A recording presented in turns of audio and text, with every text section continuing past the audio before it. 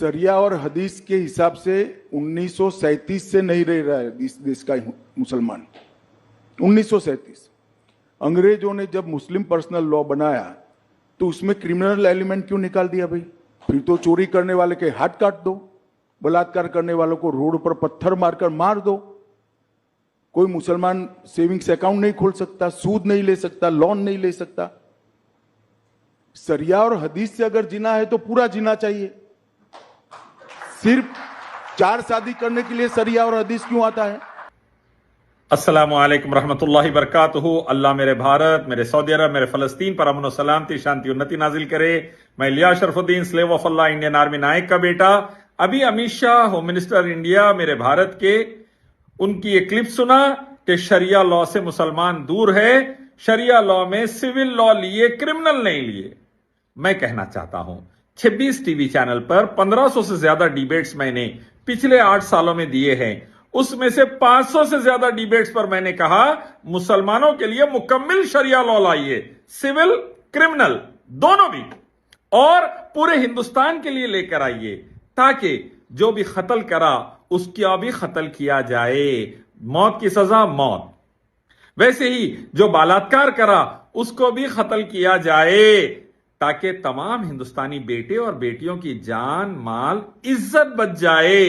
चिन्मयानंद हो, आसाराम हो, गुरमीत राम हो, सेंगर हो, आरएसएस, बीजेपी और दूसरे जितने आतंकवादी हिंदुत्व के बलात्कारी और रेपिस्ट है, सबको जहन्नुम पहुंचा दिया जाए।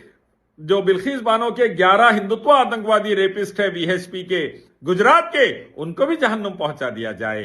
तो तमाम हिंदुस्तानी बेटियां, हिंदू बेटियां, दलित बेटियां, एससी एसटी बेटियां, मुस्लिम बेटियां, क्रिश्चियन बेटियां, आदिवासी बेटियां सब महफूज हो जाएंगे इंशाअल्लाह। मैं ये कह रहा हूं, अमित शाह जी आप होम मिनिस्टर है, लाइए। सोहराबुद्दीन केस में आप तड़ीपार हुए, 3 साल जेल को गए, 10 साल केस चला मर्डर में सोहराबुद्दीन के, वो भी शरिया के हिसाब से सेट होता, आज भारत को इतनी तकलीफ नहीं होती।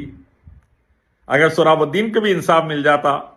वैसे गुजरात फसादात में मासूम जानों को मरवाए, एहसान जाफरी और पूरी फैमिली को मरवाए, उससे किस सिलसिले में आपके गुरु मोदी जी पर भी शरिया लागू हो जाता, आज भारत इतनी बर्बादी में नहीं आता। सबके लिए सुकून रहता था। अल्लाह ही का कानून कुरान से, मोहम्मद सल्लल्लाहु अलैहि वसल्लम की सही हदीस से, अल्लाह की ही इबादत, अकेले इलाह रब की, और मोहम्मद सल्लल्लाहु अलैहि वसल्लम की इताअत, ये रहता तो बड़ा सुकून हो जाता आज भारत के लिए। सूद मुसलमान पर नहीं, सब पर बैन कर दीजिए, तो किसान खुदकशी से नहीं मरेंगे, जवान नहीं मरेंगे, गरीब नहीं मरेंगे, व्यापारी नहीं मरेंगे, अमीरों का पैसा अदानी अंबानी करे जमा नहीं होगा, गरीब भूखे नहीं मरेंगे, भारत के 80 करोड़ बेरोजगार नहीं होंगे। सूद सब पर पाबंदी लगाइए। सिर्फ शादी के लिए शरिया लॉ नहीं, हर मामले में शरिया लॉ लाइए, कामयाब हो जाए। याद देखिए सऊदी अरब, कतर, बहरीन, कुवैत, आज शरिया लॉ किसी हद तक है, अभी पूरा नहीं है, कितने जबरदस्त रिजल्ट्स है माशाअल्लाह।